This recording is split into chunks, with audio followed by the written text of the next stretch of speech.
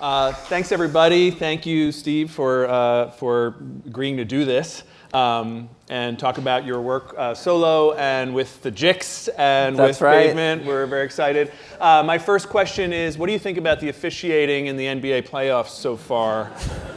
How are you feeling about it? Not too upset about it. I just, I like, I don't get too worked up about officials.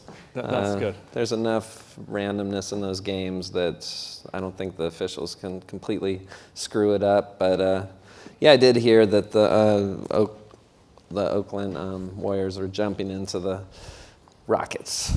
Yeah. It's controversial. Yeah. So you live in Portland now, and what is life like for you in Portland now? Like, what time do you wake up in the morning, for instance? Early. 6:30. 6:30? Yeah. Because you have two. You got two daughters. kids. You got to get them out. We got to get out the door at 7:45. And you drive them to school, or usually. What age are Sometimes they? 14 and 11. 14 and 11. They go to two different schools, but they're in the same area, so it's not too crazy. Although the commute back, I have to compete against traffic coming back into town. Y'all know how that is. And then what happens? Then you go back home. I go back and maybe I'm gonna play some music. I've been playing tennis lately at the public club supported by the city of Portland. I sign up for drills. Oh yeah. I know everyone there now. It's very too much. So do you have people. like? You didn't know that tennis people are like junkies of a sort. At least I didn't know. Oh really? Yeah, it's the same people really all the time there. Yeah. Getting their fix. So you're getting to know them. They're getting to know you a little bit. Somewhat.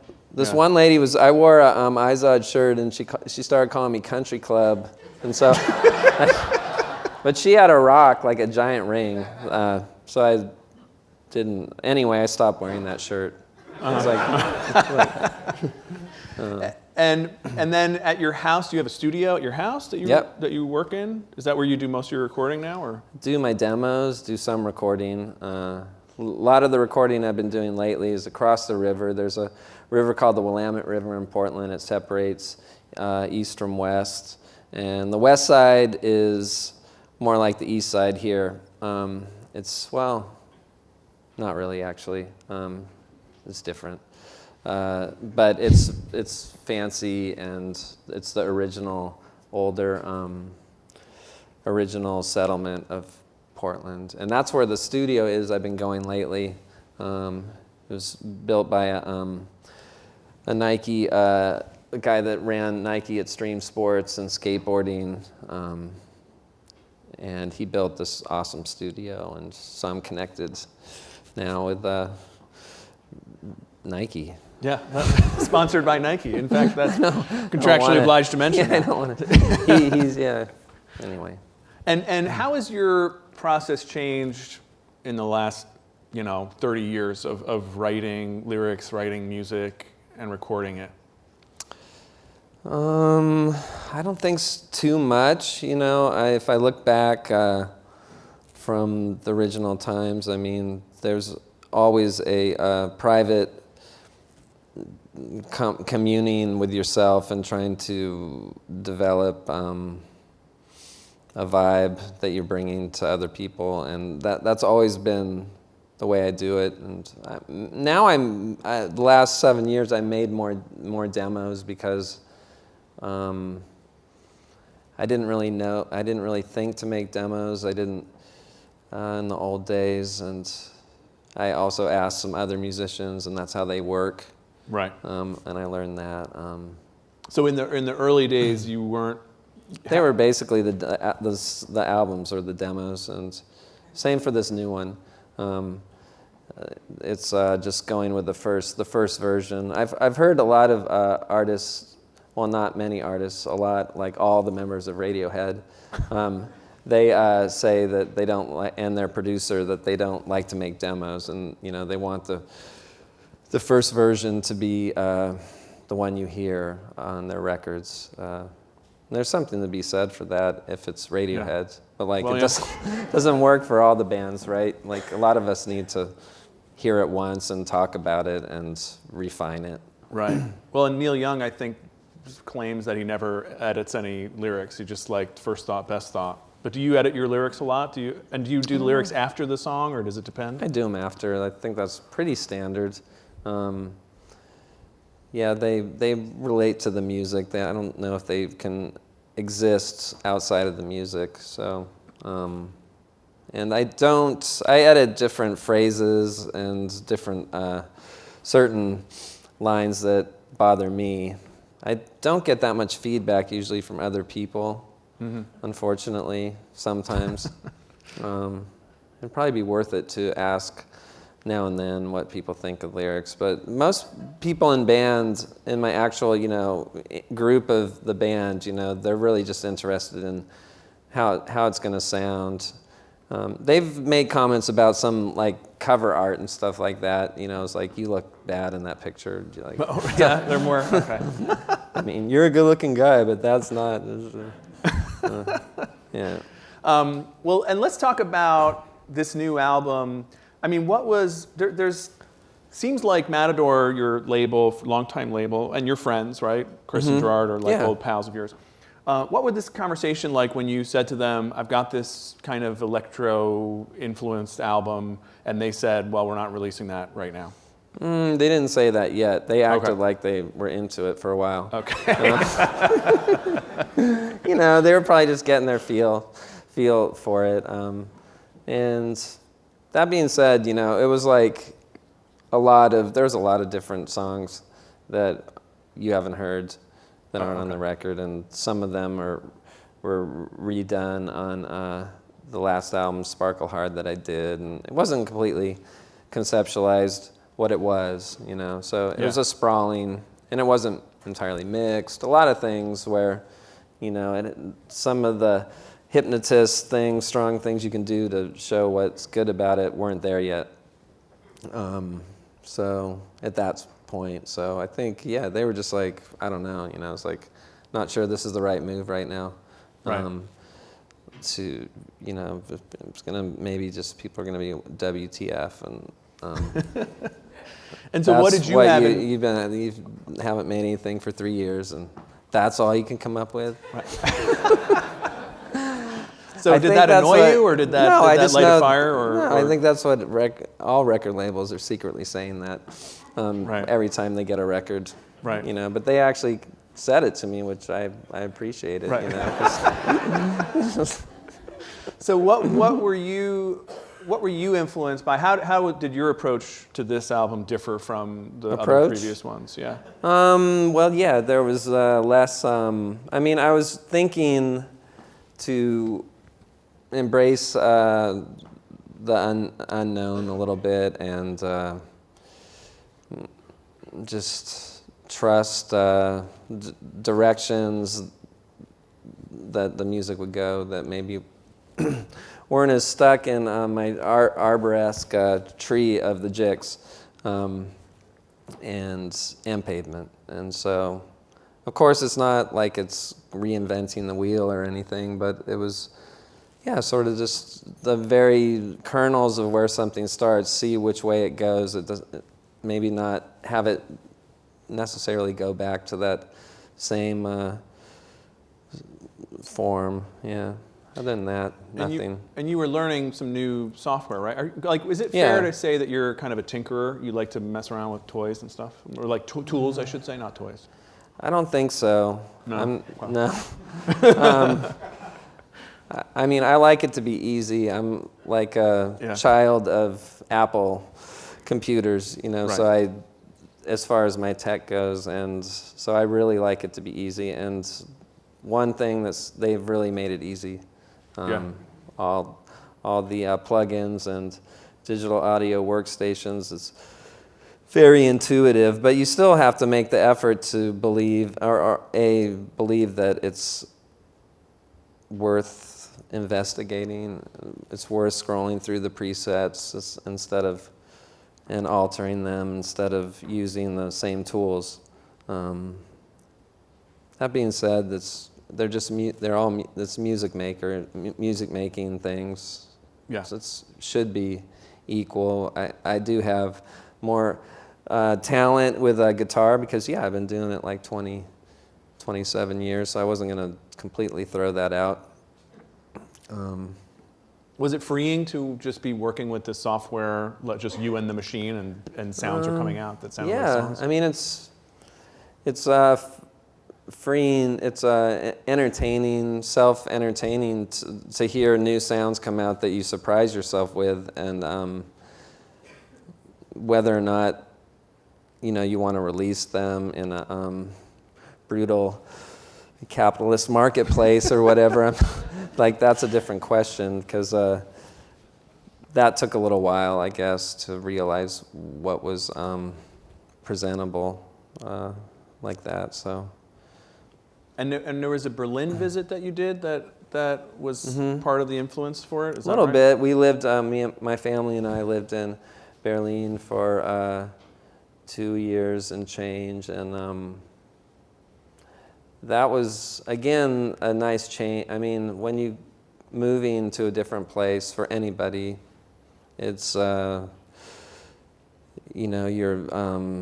letting go of a lot of your patterns and your friendships, and some things that are a little bit calcified in your routines. And so that was good for me to just be somewhere I didn't know what I was doing really. And being observant of the way other... one thing that's nice about Europe is there is a general... in Portland, when you're like a 50s, I don't want to make this about age, but when you're 50, you kind of like... A lot of people are settled, and maybe there's not anyway... What I'm saying is, in Berlin, you can go to a club and there's like 50-year-olds like off their heads. Right. Yes. What I'm using the jokey part of it, but just like age seems to, I don't know. There's a European thing that says it's maybe more dignity in age than just hide yourself away or something and Did you get to being a parent. Did you take ecstasy and go to clubs in Berlin? Accidentally, I went to the clubs a lot. I did do E once. I thought it was Coke, but... Slightly different result. Yeah. Well, the guy was like, he had a bag, and he's just like, I'm not used to E being in just a bag. It's like a pill in the 90s. I should be calling it Molly. We're aging ourselves here, right. talking about E. But and so were you going back to like Can and Neue and those kinds of influences? Were you influenced by new electronic music at all? I wasn't any reawakened those bands. Those are in my DNA, and I mean there is. Yeah, some just seeing the way people work in their audio workstations and a lot of apartment home studio setups made me feel like that's valid to not just be a demo, a place to make your demos. Like that's a place that really cool music can come from, and get away from some of the recording hierarchies that are in my brain about classic albums made in studios, which certain kind of music really does benefit from being in a high-tech environment with fancy compressors and capturing the moment. But other things can be more about refining, just making any moment, and what do you loop it, and what pedal do you put it through? Yeah. There's a song called "Rushing the Acid Frat" that made me think about. You've talked a lot about UVA and Charlottesville and how much you enjoyed. You went to college there and how much fun you had. First of all, congratulations on UVA. And was like what? How did you watch Virginia, the final game? Charlottesville, UVA won a college basketball championship, which was like really for a lot of people there meant a lot, and I enjoyed it too. It was heartwarming. Where did you watch it? Like, what were you doing? Just in my home on my computer, because like we took our TV upstairs, and the computer or the Comcast thing is in the basement still, and so all we can do is watch Netflix and YouTube. Yeah, yeah. So it wasn't like a Yeah, Berlin nightclub scene. Yeah, no. I just watched it. It was fun. It was just like, I thought they were going to win the whole time. I sort of given into the fate side of sports, you know, like, and those who watched them win, it was a very unlikely series of games that they won. It was really fun. And then I called like my dad. I called other Who's. They're called Who's. Because your dad went there too? Yeah, he did. Yeah. And that was really, he was happy too. So, you know, that's a good thing about sports, when you can bond with friends over it. Well, and I noticed that they declined the invitation to go to the White House, and obviously Charlottesville had, you know, not too long ago been through a lot. I mean, what did you think about that? The march there, and the person getting killed, and Trump saying good people on both sides and all that stuff. Well, obviously the protests and the death there was terrible and tragic. I don't know why they picked Charlottesville to have their march, but it just made me feel bad, because it's a college town. Of course it's in the South, but it's kind of a neutral zone of intellectual, ideas, and there's history in the college and in the region, and in Thomas Jefferson and stuff. But it seems, I was bummed. I was bummed more for maybe the students and the people that live there too. Right. Must have sucked. Yeah. Do you follow politics closely? Getting sucked into the Russia gate after the fact. I didn't pay attention. I wasn't invested, and I'm ready for the election. Do you have a fave, a 2020 fave? I do. I like Tulsi, but a lot of my friends, I'm not going to talk about it, because I just get fed shit for it. But I just don't want to get into it. But yeah, Russia and all that. You're on Twitter, right? Mm-hmm. Yeah. And I love your Twitter handle, Drone Coma. Thank you. Where did that come from? I don't know. I mean, a drone and a coma, and just just flatlining in social media. Do you ever worry that you could be canceled for saying the wrong thing? I don't think so. I thought, yes, I don't worry about it. Yeah. There was something, I saw a guy said, like, when Woodstock was canceled, he thought it was, like, I don't know which canceled they mean, like. Right. I'm tired of canceled and Easter eggs, and if I have to find another Easter egg on a record, I'm going to hang myself. So I'm going to ask you a question. Why did Pavement break up? It's just too much touring, too many interviews, too many questions. Fair. Yeah. It's fair. I get it. I hear you. That's pretty much it. Yeah, we really worked hard for 10 years. And hey, it was also a good time, because it was 1999, and just put a bow on it. Could be a 90s band. It seemed like a good time to. Yeah. That's pretty much why. Did you enjoy doing reunion shows when you guys did them? It was fun. The fans were awesome. The guys were awesome. And we traveled in style relatively to how I do now. That was awesome. Yeah. Oh, better than the Jicks? Pavement travel better than the Jicks? Yeah, for that tour. Yeah. I mean, we had a bus and stuff like that. How do you tour I got with to the fly Jicks? my amps, my actual amps, to Europe instead of just renting one. That's the little things. Yeah. Yeah, that makes sense. Do you still see the rest of the guys? In the band? Mark, gonna be there on I'm playing a show on Thursday at the world famous kitchen, in the kitchen here. And he's gonna come to that, but he couldn't come tonight because he couldn't get a babysitter. And then Steve, the drummer, is gonna come in Washington, D.C. Mm-hmm. Yeah.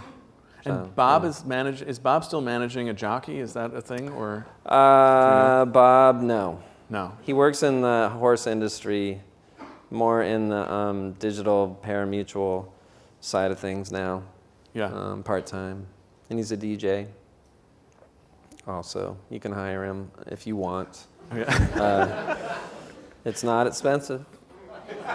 Yeah, really? Yeah, I think like $250 on a flight. And I noticed he's on Twitter. I followed him on Twitter. He's on there. He has a podcast too called 3 Songs.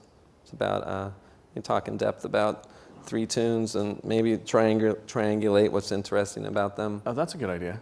That's cool. Yeah. Oh, I gotta listen to that. Okay. Mm-hmm. Do you have a favorite Pavement song?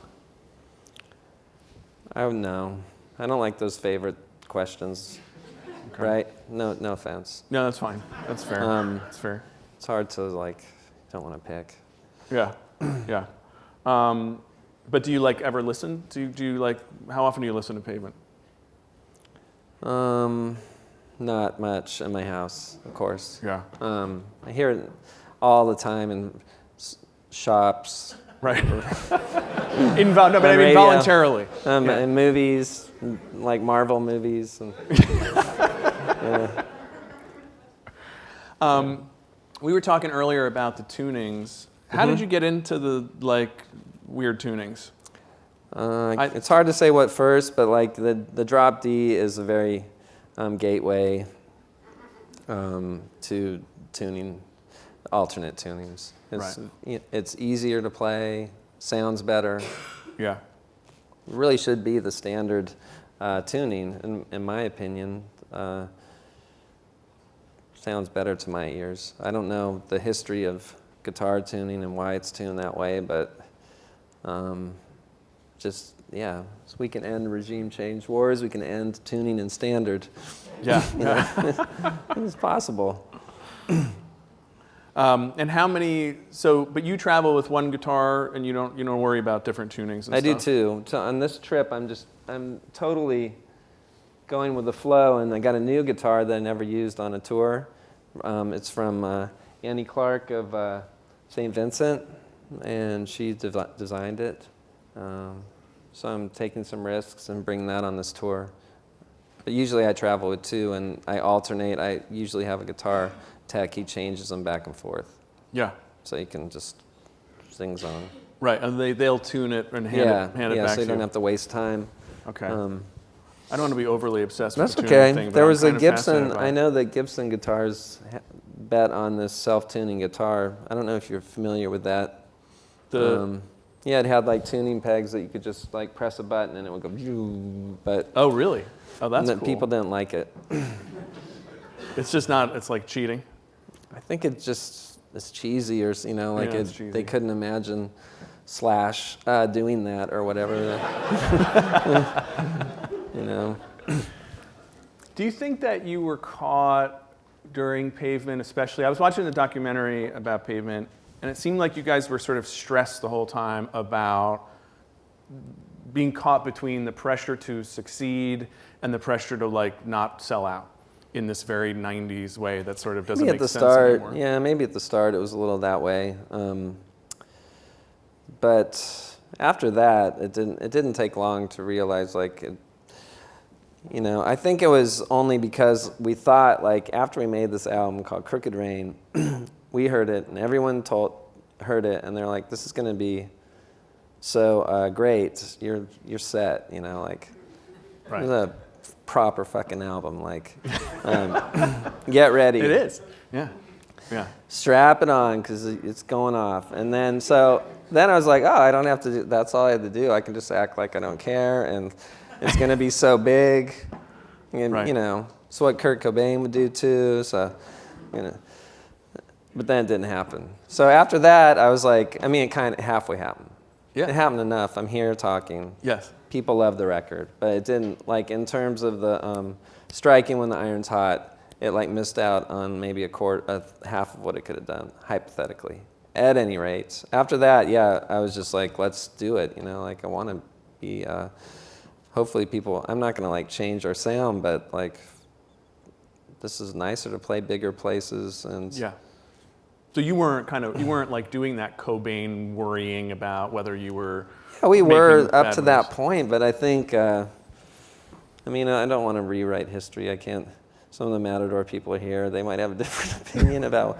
I mean, we didn't make like commercial videos, and so a lot of things maybe we were difficult about. But like as far as, we weren't like saying like don't sell our records. Right.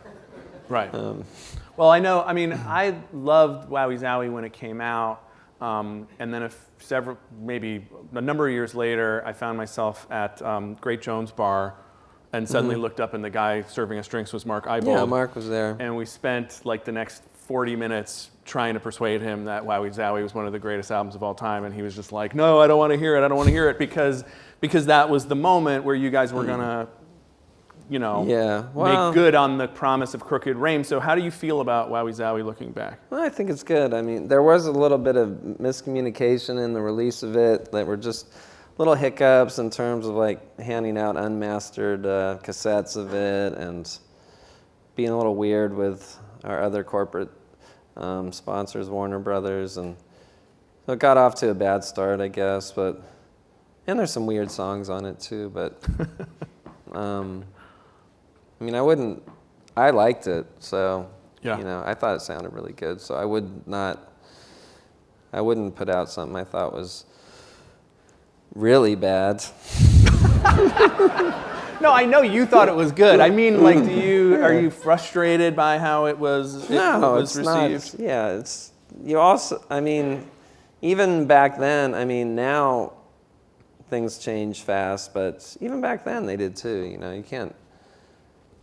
Yeah. We got plenty of kudos for like, considering where we came from, which was nowhere. Right. We got a lot of people that were helping us out, and critical and labels and stuff. So, I mean, we were due to be chopped down a little bit. It's not a bad thing. Yeah. I wasn't worried. I wasn't worried about the merit of that record. Like unlike this new one. Something. Just kidding. But I was pretty confident that it was the best we could do. So. Do you feel like you had more freedom with your solo albums and with the Jicks after Pavement ended? Not really. I mean, same continuum. Some freedoms. I mean, I'm trying to think what were some of the constraining things about being in Pavement. They were more, like our last press tours and stuff, I remember doing them in England and just talking to people who didn't know who I was and just trying to push the message, and I was getting really tired of it. Yeah. But now I only talk to people who already like me, because there's like, there's not the same better. Commercial imperative, and you know what I mean? It's like, I really want to write this thing about these guys. Let me. Yeah. Instead of, all right, they're like charted at 24, and I just remember that being, I was a little wearied by that. And I used to do all the interviews. Not all, I mean, sometimes Mark would do the Norwegian ones or something, but I did a lot of talking, and so I think I was burned out. It sounded in the book, reading about it, it sounded like you were not happy at the end, that it was a really hard time. I mean, is that your recollection, that you were really? I don't think it was that hard, but it was just routine was. It was just becoming like a job, I guess. I don't know if that's silly, because it was a job in a certain way, but you know what I mean? Yeah. Like, and yeah. Did you feel But it was good. competitive with other people? Who think I like did you feel- look at and think, oh man, they're really killing it? I didn't. Yeah, I mean, I feel competitive, but maybe not on a. Yeah, I don't. It's not financial. I don't know what kinds of competition. Billy Corgan. What was the deal with Billy I wouldn't Corgan? Like, be where co- did you get into that? I wouldn't be competitive with him. Yeah, it's not. I don't know. It's just one song we were messing around at the end of Range Life. That's all I really know about them. I don't have much. Did you guys ever meet? No. We've been at the same festival and stuff, but it would be awkward, I'm sure. Yeah.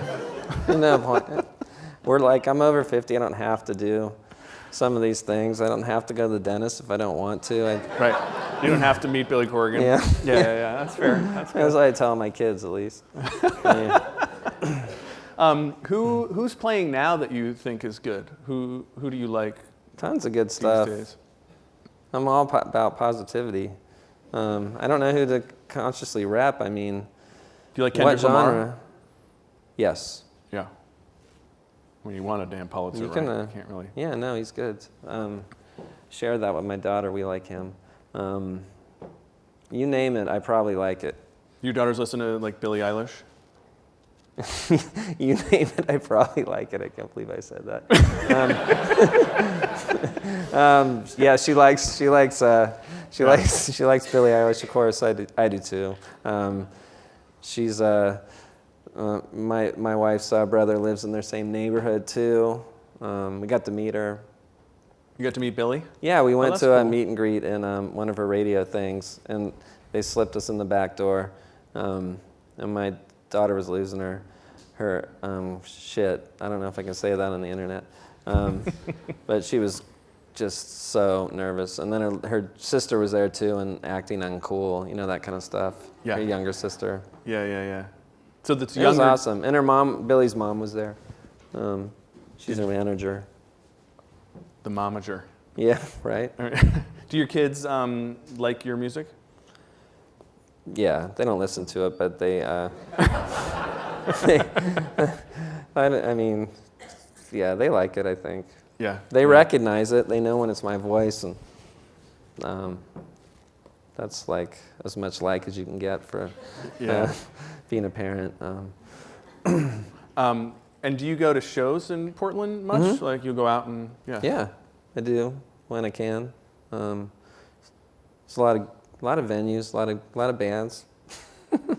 Yeah. I go. I saw Madhu Mokhtar the other night. That was good. Who was it? Sorry. Madhu Mokhtar. He's a Oh, okay. from Nigeria, I believe, guitar player. Yeah. And what are you reading these days? Read Rachel Cusk. Like her. Yeah. You guys like her? She's from England, but she's born in Canada. I read biographies about music and it's like garbage like that. Well, like compostable garbage like that. And that's all right now. I was reading 1,000 Plateaus. It's kind of stonery. Gilles Deleuze book. It's fun to read. But I'm never going to finish it. Yeah. I like to start a book and not finish it. I think it's good. It's kind of liberating. What about you? What are you reading these days? Oh my God. I don't know. I'm in like a. You have to edit. I'm reading stuff for work. That's right. Editing. Can you talk about when you worked at the Whitney? Because you were telling me about that. Yeah, I want to hear more about I that. worked in this region. I was telling the staff here that I really thought that the 92 Street Y was on the west side, and I lived here for 10 years. I just was certain. I don't know why, it's so weird. But I worked on 72nd and 75th and Madison.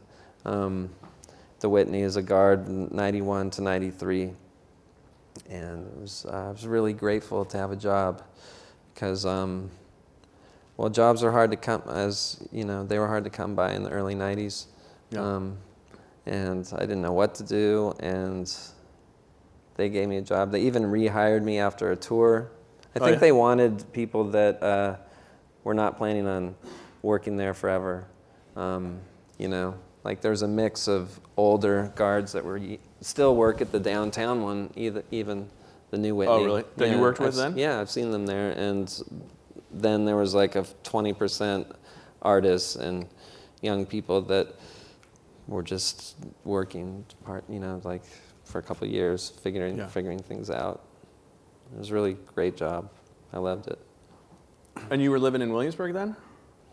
Jersey City, Williamsburg, Hoboken. Yeah. So never in the city. I had a girlfriend that lived in Columbia. I kind of lived with her for a while. But what was Williamsburg like back then? Just getting started. Yeah. This journey. There was Teddy's Bar and Teddy's, yep. Mm-hmm. And the first, I remember there was this place called like Oznot's Dish. This probably doesn't exist anymore. It's a Turkish restaurant, and that was like the first kind of new place that seemed like it was something was changing. Right. It wasn't like a Polish. Yeah, it was diner. Turkish food, but made by people that look like you. Right. Right. Yeah. And it was cool.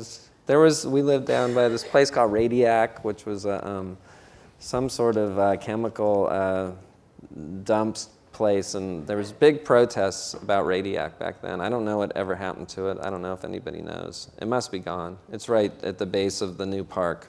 Right. Well, Greenpoint used to smell like a waste thing back in the day. They fixed that somewhere along the line, thankfully. Just the sludge of the East River. And you grew up in L.A. before Stockton, right? So yeah, my dad's from there. So L.A. was my mom's from Bakersfield, actually. Okay. And so how did the original, like you and Gary Young and Steve, you and Steve grew up in Stockton. Scott grew up in Stockton, right? We went to high school together. So how did that all come together in the first place? Well, he worked in a record store, and he had like these Creepers shoes, and he was into REM and the Smiths and more new wave. He really liked The Alarm, 68 Guns. And I was glad to learn about some of those bands because I did like Echo and the Bunnymen and those groups, but I was maybe from a hardcore and Van Halen perspective and Devo, which I'm sure he liked too. But there weren't that many people in our suburb that were really truly interested in that music. And then I would say, he was also into Sonic Youth and the Replacements and some of the late 80s college rock bands, I'll just call them that. So we bonded on that stuff. And then I was playing guitar, and then he wanted to learn too. So he picked it up, and we started jamming, and then always kind of kept it in mind. He came to visit me in Charlottesville too, I remember. And we decided to, and then we got into more of the stuff that Pavement's known for, like The Fall and Caribou and like that journey. Yeah. And it was cool. So you guys went to see the Replacements? He did. I didn't go back then. He saw them in Davis, where like these famous drunk shows where they destroyed things, or I think it's in the book. Yeah. Okay. Trouble Boys. I didn't see them back then, not till like 88, but he went in like 84 or 86. I went on the Let It Be. I saw them on that Let It Be tour. And then you guys, Pavement wasn't the first band you guys had together, right? You and yeah, Scott? first, we had, Bag of Bones. Bag of Bones is called. Bag of Bones. Instrumental band, kind of New Order sounding. Why instrumental? Did you not know that you wanted to sing, or were you We just too didn't shy? have a microphone. And we we didn't have a PA, I didn't know I wanted to sing back then for sure, but you did know. No, I didn't know. Because I was coming out of a hardcore scene and singers in at least our genre of hardcore. There was maybe like, I don't know if you're familiar with Des Cadena from Black Flag. He sang for, and to a certain extent, Keith Morris. They were kind of like regular guys that sang. But usually a hardcore frontman was like a frontman. He was getting spit on or had to have a mohawk.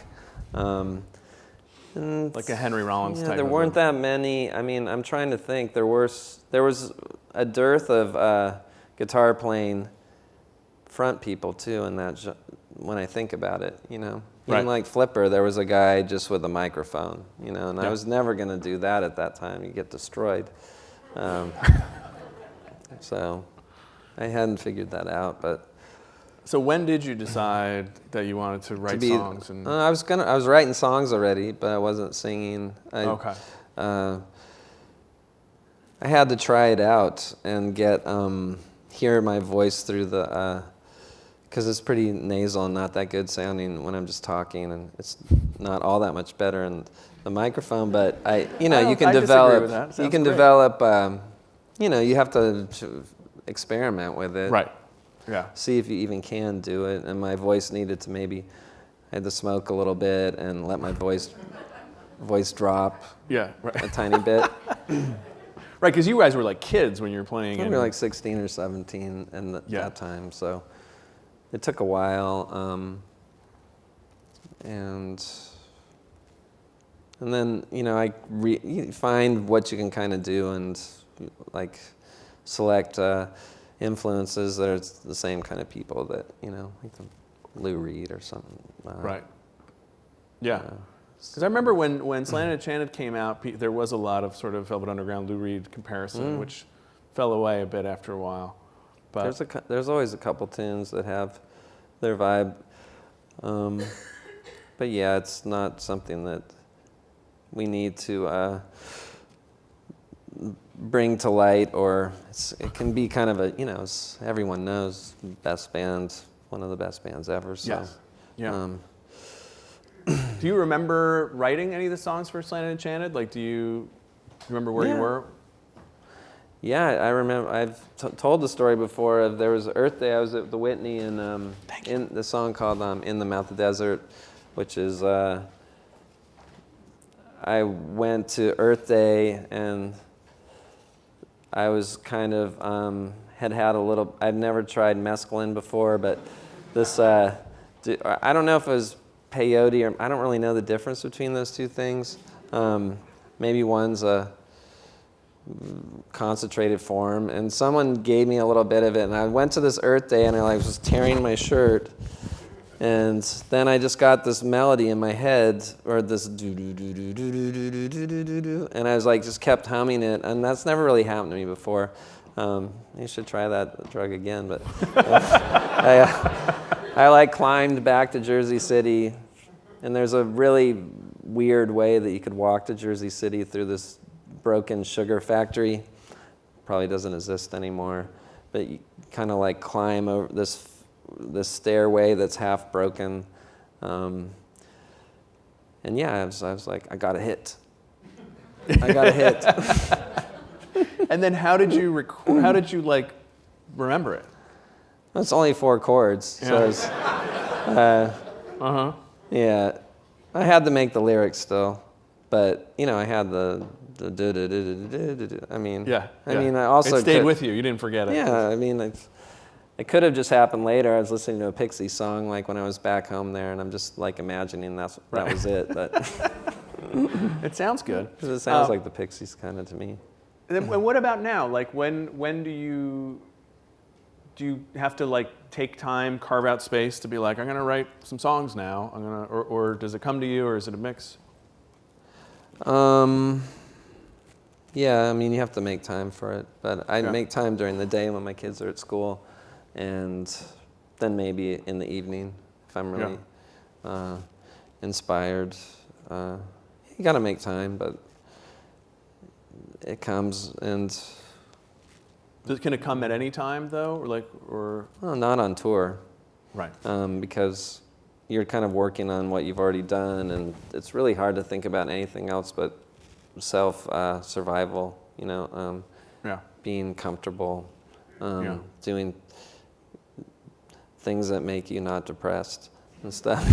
Because it could go downhill when you're you're away from home. And Do you still play Scrabble? I play online. Online? Yeah, I have the app, and I play randos. Yeah. What's your screen name? So I don't have one. I'm just okay. I used to be called Fecuvax, Fecuvax, but I don't know what that means. I just wrote that, but I got a pretty high rating, like in up almost 2,000. But I do I do try out words. You know how that game is. I don't know if you played it, but you don't have to get anything right the first time. You just can keep trying words until they don't spit back at you. But you can find random two-letter words or something. I know those already, but I'm talking the weird words. Right. There's no challenging, and Right. someone could have an anagrammer that's playing you. They Right. could just be. So you just got to take that on the chin. You can't worry about if someone's cheating. Because the Pavement tour was famous that you guys were playing Scrabble backstage, but was it really that clean cut? Were you also debauched in all kinds of rock star ways? You can do both things. Yeah. But we weren't very debauched. No. We just drank and a couple beers before the show, and then it's on to the next one. Do you ever see David Berman from the Silver Jews? Yeah, he was in Portland for a significant time and up in Canada, and he's been all around. He's a singer of the Silver Jews, this other band that I played in. Great author and poet and musician. He's doing good? He's doing pretty good. Yeah. It's kind of a mystery exactly what he's doing. But he's going to have new material out, I think, at least within a year. He's been working on some music, so I think it's going to be really good. I heard some of it. I don't know if it's finished. Yeah, that's good news. I don't know if I'm even supposed to say that, but... All right, we broke some news. Well, I have some audience questions. Let's try some of these audience questions. You guys have been so patient. Okay, let's see. All right, what was the thought behind the art direction of your most recent album? What sort of look or emotion were you going for? Why an acoustic guitar on an electronic album? I guess we're talking about this. Yeah. By the way, I didn't know those white shoes were going to be in that photo when he took it. Yeah. That was the last photo we took. We were like, Matador doesn't want funny, and it was like, but I think we should do it. And then they end up using all the ones with that shirt. But yeah, I thought it was just going to be from the top up. But what was the question? It was, what was the thought behind the art direction of your most recent album? Yeah. Well, this new album, you can buy it out there after this talk, by the way. It has some post-punk leanings and stuff. And so I just made a mood board of different images that I liked. And I'd always wanted to work with a friend of mine named Jan Lonkish. He lives in Cologne. He's a music promoter there and also a graphic designer. And I sent him these things, and he's like, cool, man. And then he liked the foil, and it's by this an artist, Josef Struth, who is represented by Green Naftali. You can go on there and buy some of his work if you got a lot of money. But he's a cool dude, and he was like, yes, I'd like to help you to have some of my images on your art. And we were just looking for something different and a tight image, really. That's what everyone's looking for, right? I think so. Yeah. Who brought the bolo? Was that your bolo or? The bolo was not my idea. Yeah. I'm surprised that they picked that one. I pretended that I okayed the photos. Matador probably knows. I didn't look at them, but I was surprised that was the first one they picked. This looks kind of like Twin Peaksy or something. Right? I guess it goes with the Pacific Northwest thing, It's it's kind of. Okay, noticing your badass St. Vincent design guitar, which you did mention, are you planning to collaborate with her, and what do you like about that guitar? I would collaborate. She hasn't asked. She's making an album with Sleater Kinney, I think. She's like the producer. What do I like about it? It's got a tremolo bar, which is kind of, I haven't used that very much, and because if you're tuning your guitars differently, it can take some time to alter the tunings, you know, you have to like, but since I'm only using one tuning on this tour, I thought I'd go for it. I like that, it's just kind of weird for me. It's different, and I wanted to just take some chances. This is a cool headstock, a little tiny headstock there. That too, it's getting good reviews. Yeah. All right. That's all I know. I'm not an expert on guitars. We half answered this one, but rumors of a new Silver Jews album. Do you still keep in touch with David Berman? And would you contribute? I would. Yeah, I tried to. I sent some solos, but they weren't good enough. It's all right. I'm okay Maybe with it. Better luck next time. Yeah. What record did you pay the most for? You don't have to say how much. I assume this means like collecting versus recording. I'm trying to think what the most I would have paid. It wouldn't be more than like a couple $100. I mean, at this point, if I was into collecting records, which I'm much less so now, unfortunately, you know, if anything's $100, you're like, oh, that's only practically twice as much as a lot of new vinyl. Yeah. You know, so nothing, I'm not really, I can't say what it would have been, but some kind of private pressing DIY, like folky record. I don't know, but How many records do you have, do you think? I wouldn't be able to, I mean, by wall size, I think something like that, two walls like that, like too high, but, or, I don't know if you're familiar with those IKEA things that people can use for records. Yeah. They're like black. Yeah. I don't know if they make them anymore. Yeah. Maybe I have like 2 of those. Okay. I don't know. They're like, Yeah. A lot. Fair number. yeah, but I'm willing to sell them. Okay. If I had the Should have effort. brought some for the lobby. I've done that before. What would you like to be professionally if not a musician? Oh, God. I mean, there's a lot of great things to be. Basketball player. Yeah. I'm just GM? I'm gonna go totally just for the really fun stuff. I don't Yeah, good. Would you like to be a Sport. GM of a basketball team? Maybe. I don't know. I don't know how much work it is and how much. I mean, I would like to have control. Which, if I'm a star basketball player, I definitely got control. You know. True. Yeah. I got control of the money, the ball, ladies. Got everything. I don't know. Yeah. Okay. What car do you drive? Volkswagen, and we also have Honda, you know, whatever they're called, Very the sensible. soccer car. Yeah. Yeah, what is it called? Odyssey. What advice do you have for a high schooler about to graduate? Depends on what they're into. I mean, follow your dreams. Yeah. A classic. And yeah, don't worry about too much. Just it's all luck.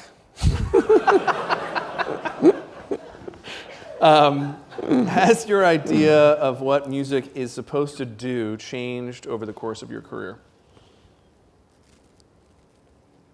I don't think so, right? I mean, it's like it's supposed to blow you away. I still think it should be that, and you know, still be front and center. Awesome art form. So I don't think that's any less something to get obsessed, something to be into. I don't really understand this, but maybe you will understand this. Do you understand this? Pock Wings. Yeah, that's It just says great or the greatest. They're very good. I've had a lot of Pok Pok wings. It's a food restaurant of Andy Ricker, who started in Portland. And he's briefly had a couple, I mean, not briefly, but he had a restaurant in Brooklyn, and yeah, they're really good. Thumbs up. What was your favorite restaurant in Berlin? It's not known for its food, Berlin. A lot of sausage. I mean, we like this this place called Aroma that was a dim sum place, but I'm not saying that it was great. It just was in our neighborhood, and we had a lot of nice Saturday and Sunday dim sum like lunches there with our friends, and so that's what I associate with. I'm trying to think of that classic schnitzel place. I like that place too. It's in the west side, but doesn't matter to you. All right, well, these are wonderful questions. Thank you, everybody, for all the questions. Thank you, Steve, for the conversation. Thanks.